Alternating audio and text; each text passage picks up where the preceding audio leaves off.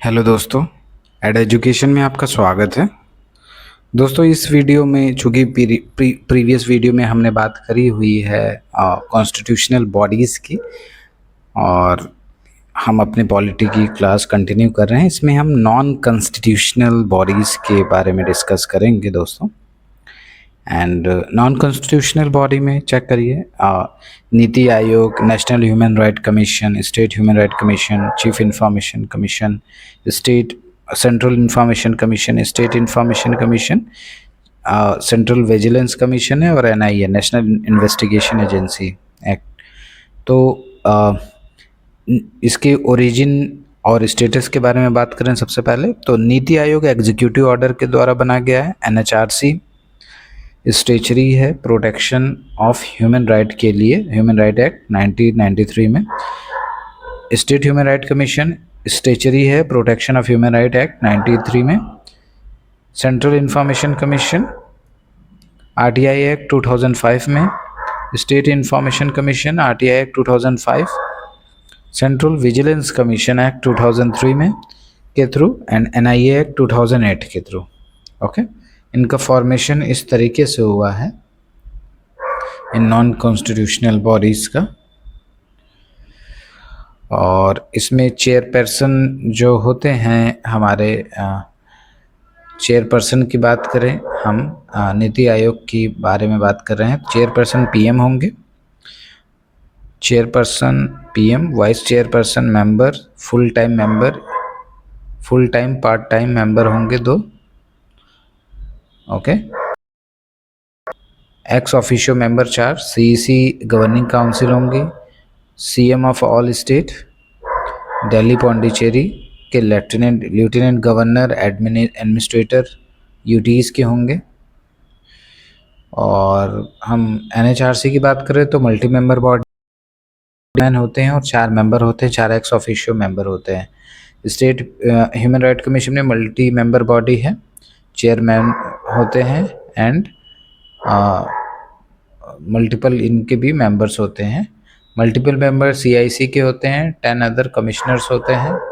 और state vigilance, state information commission भी body state है, इंफॉर्मेशन कमिश्नर होंगे, 10 मेंबर होंगे। और उसी तरीके से ये जो विजिलेंस कमीशन है हमारी, इसमें भी मल्टी मेंबर बॉडी है। ये consist of CVC and 2 vigilant होंगे इसमें। और डायरेक्ट ये जो एनआईए है, headed by direct order. Okay,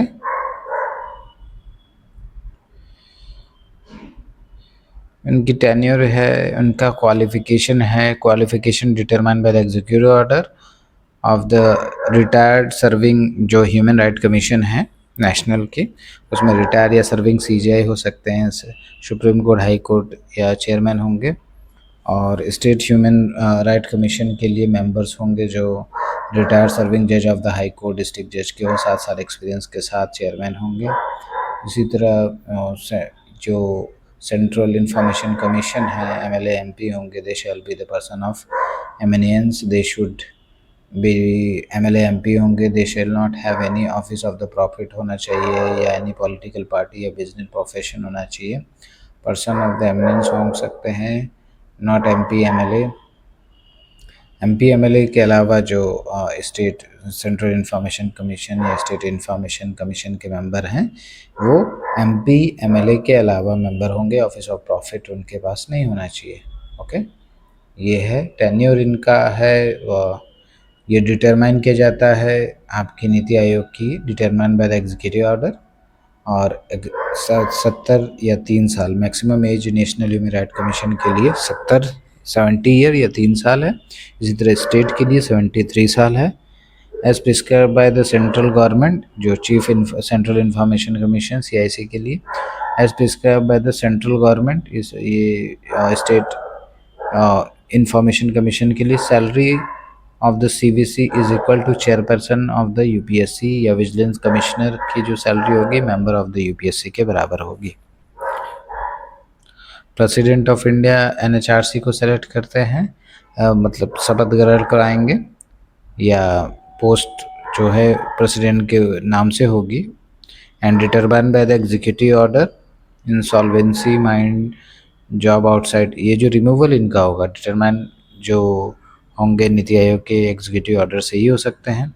removal NHRC का है, इंसॉल्वेंसी हो और इन्फॉर्मिटी ऑफ द बॉडी और mind, job outside commission, unsounded mind हो, कन्विक्टेड हो, सेंटेंस्ड हो टू इम्प्रिजनमेंट ऑफेंडर हो, प्रूव्ड मिसबिहेवियर हो। तो ये सारी कंडीशंस हैं इनकी रिमूवल के लिए। पोस्ट रिटायरमेंट नो रिस्ट्रिक्शन है नीति आयोग के लिए। पोस्ट रिटायरमेंट एलिजिबल हैं NHRC, state human right commission के दोनों के लिए, और नॉट एलिजिबल हैं ये सीआईसी के लिए फॉर अपॉइंटमेंट, और स्टेट ह्यूमन राइट के लिए एलिजिबल नहीं है, ना ही ये एलिजिबल हैं सीवीसी के लिए रिटायरमेंट के बाद। नॉन कॉन्स्टिट्यूशनल बॉडी, इसी को यहाँ पे मेंशन किया गया, जैसे removal of NHRCs, state human right commission, CIC, CVC is by the president. Ground for removal है adjudged as an insolvent, convicted for an offence when involve in a moral turpitude, infirmity of the mind or body, acquired any financial interest that can affect his official position, proved misbehavior or incapacity. In this case, President shall refer the matter for Supreme Court for inquiry. A person is deemed to be guilty of misbehavior if he is concerned or interested in any contract of the central government or participate in any way in the contract of agreement, gain profit. CBI या CVC की बात करें, both establish on the recommendation of the Santhanam committee on prevention of corruption के लिए CBI और CVC का गठन किया गया था। नाइदर कॉन्स्टिट्यूशन है, ना ही ये स्टेचुरी बॉडी है। CBI was established by the executive resolution of union home minister. Okay, it derive it's power from the Delhi special police establishment act. CBI को जो पावर मिलती है वो Delhi special police establishment act 1946 है। CVC established by the executive resolution of the central government. Director of CBI is appointed by the committee consist of, जो CBI के director होंगे वो अपॉइंट करेंगे। जो कमेटी एक कंसिस्ट होगी जिसमें पीएम होंगे, लीडर ऑफ अपोजिशन होंगे, लोकसभा जो के लीडर ऑफ अपोजिशन होंगे वो, और सीजीआई, इनके द्वारा डायरेक्टर सीबीआई के अपॉइंट किए जाएंगे। टेन्योर इनका 2 साल। Government of India can appoint officer above rank of SP on recommendation of the committee headed by the CVC, Vigilant Commissioner, Secretary of the Home and Personnel. Director of Prosecution is appointed on the recommendation of CVC. Tenure is 2 year. He is equivalent to the rank of Joint Secretary of the Government of India. अच्छा, इनका जो rank होगा वो joint secretary government of India में उनके बराबर होगा। National investigation agency NIA की बात करें, central counter terrorism law enforcement agency in the country. Okay, ये NIA act 2019, power to investigate offences in addition, human trafficking के लिए, offences related to the counterfeit currency or banknote, manufacture or sale of the prohibition arms, cyber terrorism, and offences under the Explosive Substance Act 1908. Function of NIA: investigate and prosecute offences specified in Schedule NIA Act, provide assistance to seek assistance from other investigation agencies, government, take measure for speedy and effective implementation of NIA Act provision. National Disaster Management Authority, NDMA, National Disaster Management Act, notified under the Disaster Management Act 2005. Composition इनका होगा, chairperson है and other member not exceed 9 से ज़्यादा नहीं होनी चाहिए chairperson और other member को मिला के। PM is the ex officio chairperson होंगे। स्टेट की डिजास्टर मैनेजमेंट अथॉरिटी जो होगी, कंपोजिशन होगी, चेयरपर्सन इसमें भी, अदर मेंबर नॉट एक्सीड इसमें भी 9, इसमें सीएम एक्स ऑफिशियो चेयरपर्सन होंगे। डिस्ट्रिक्ट डिजास्टर मैनेजमेंट अथॉरिटी भी बनेगी, इसमें भी सेम प्रोसीजर है, का composition chairperson other member not exceed 7 member से ज़्यादा नहीं होनी चाहिए चेयरपर्सन और अदर मेंबर को मिला के। इसमें डीसी डिस्ट्रिक्ट कलेक्टर होंगे, वो एक्स ऑफिशियो चेयरमैन। ये डिस्ट्रिक्ट के बारे में। कुछ मिसलिनियस टॉपिक है जैसे कोऑपरेटिव सोसाइटीज 97 कॉन्स्टिट्यूशनल अमेंडमेंट 2011 के through, constitutional provision part 9B, state legislature make provision, number of the director decided by the state legislator, maintenance of accounts and state legislature. Official languages है part 17 में article 343 से 351 में, 4 heads of the languages language of the union. Official language Hindi in Devanagari script, centre state English temporary के लिए दिया गया था। Regional languages state में अडॉप्ट एनी वन और more of the languages. Language of the judiciary and text of the laws all proceeding in the Supreme Court and High Court, bills, act, ordinance, order, rules, English temporary होगी। Okay, special directive to protect interest of the linguistic minority, protection of linguistic minority for development of Hindi languages, for development of Hindi languages। Public service की बात करें दोस्तों, article 312 creation of all Indian services 308 to 314 in part 14। Article 309 parliament and state legislature appointment है। Article 310 tenure of the office. 311 safeguard to the civil servant, category है all India services. Article 312 जिसमें IAS, IPS, IFS आते हैं। Article 312 central services, state services है। Tribunals की बात करें, added through 42nd constitutional amendment act 1976 में ऐड हुआ था। It added a new part 14A।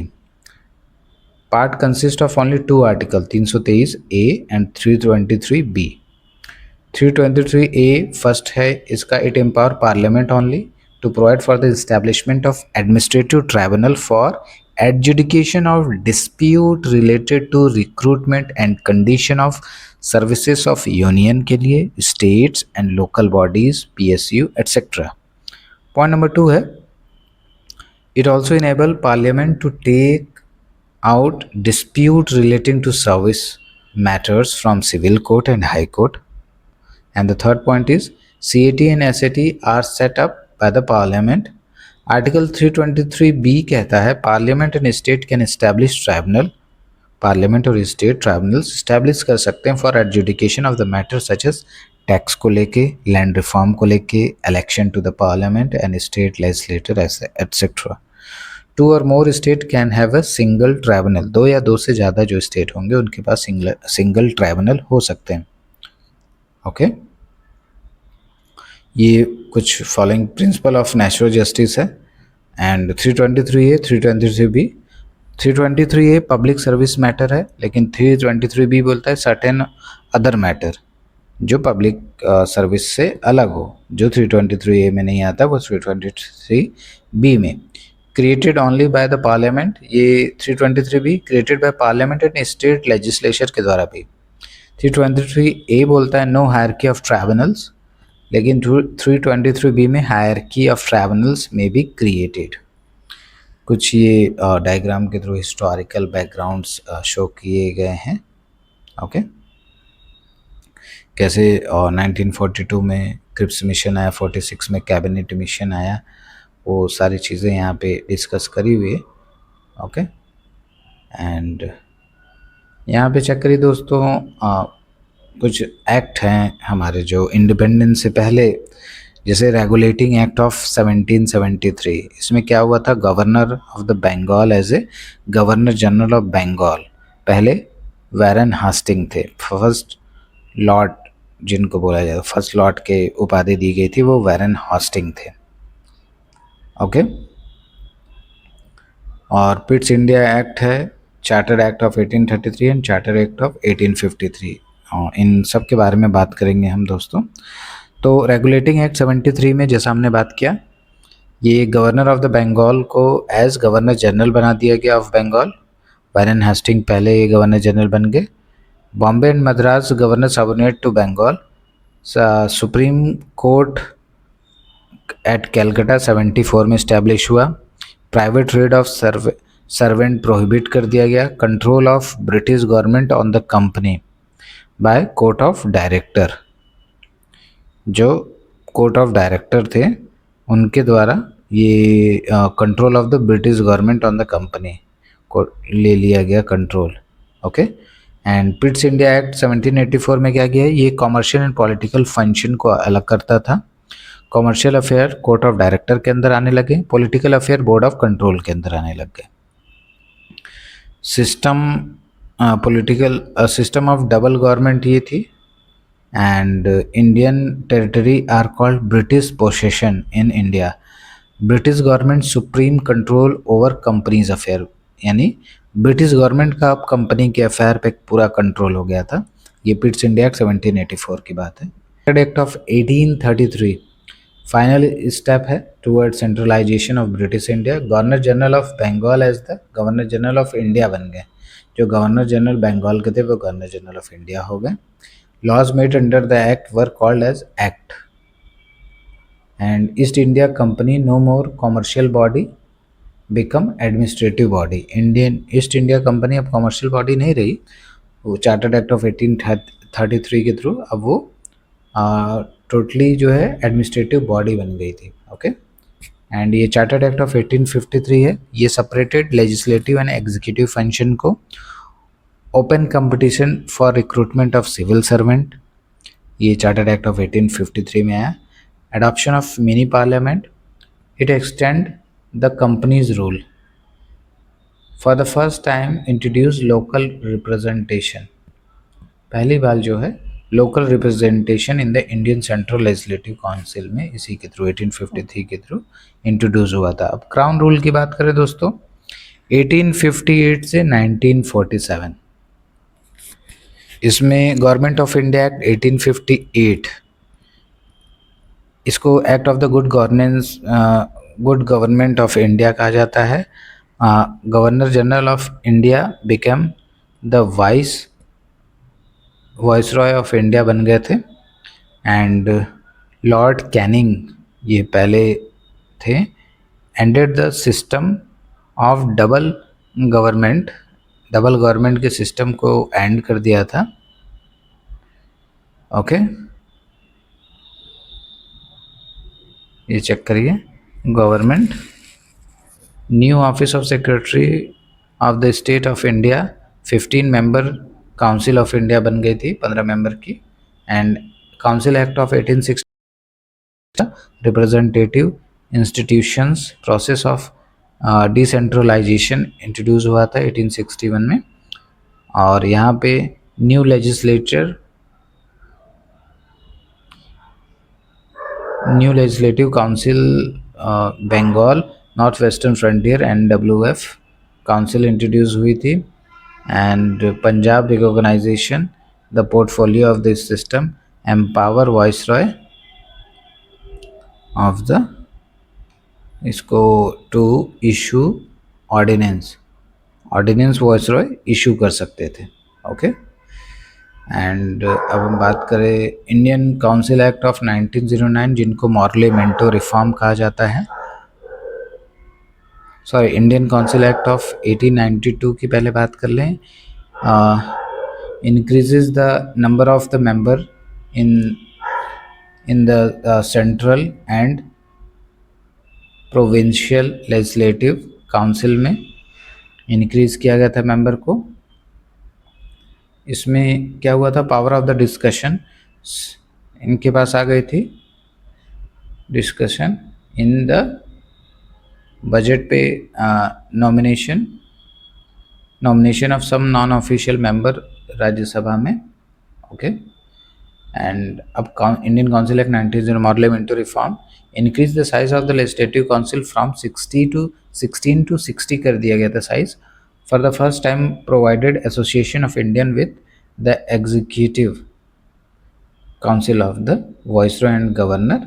System of communal representation separate electoral for Muslim इसी में इंट्रोड्यूस हुआ था 1909 पार्लियामेंटो में। लीगलाइज किया गया था कम्युनलिज्म को, separate representation of the presidency cooperation chambers. Okay, separate of the presidency cooperation chamber of commerce, universities and ज़मींदार के लिए। इनके लिए सेपरेट जो है रिफॉर्म लाई गई थी। Government of India 1919 Montagu Chelmsford reform introduced hierarchy, first time introduced bicameralism and direct election, viceroy, executive council, 3 to be Indian, 3 Indian थे, extended the principle of the communal representation, new office of the high commissioner for Indian in London established हुई थी in London में, and establishment of the public service commission separated provincial budget from the central budget, provincial को central budget से अलग किया गया था। Government of India 1935 जिसको हमारे जो मॉडर्न कॉन्स्टिट्यूशन है उसका बेस माना जाता है,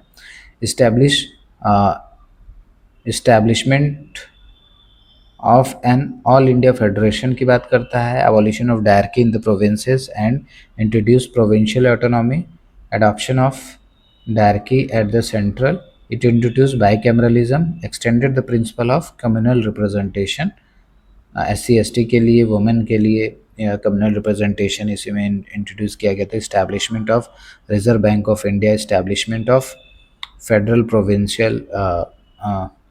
provincial and joint public service commission introduce हुए थे।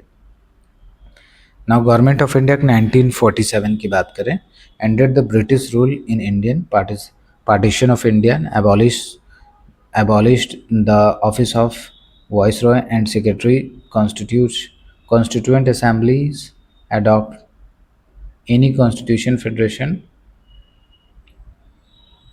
constitute freedom to the Indian princely state, drop the title of emperor of India।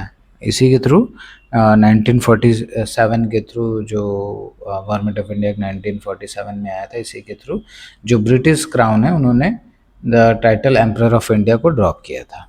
Okay, तो दोस्तों ये था हमारा पॉलिटी में, और पॉलिटी अब एंड हो गई है, हमने बेसिक से बात करी है। अब हम आगे दूसरे सब्जेक्ट्स पे कंटिन्यू करेंगे, कोशिश करेंगे इकॉनमी, हिस्ट्री, ज्योग्राफी भी आगे कंटिन्यू करें। थैंक यू दोस्तों, thank you so much video में बने रहने के लिए। अगर हमारे इनिशिएटिव आपको पसंद आए तो हमारे चैनल को लाइक करिएगा, शेयर करिएगा, सब्सक्राइब करिएगा। थैंक यू दोस्तों।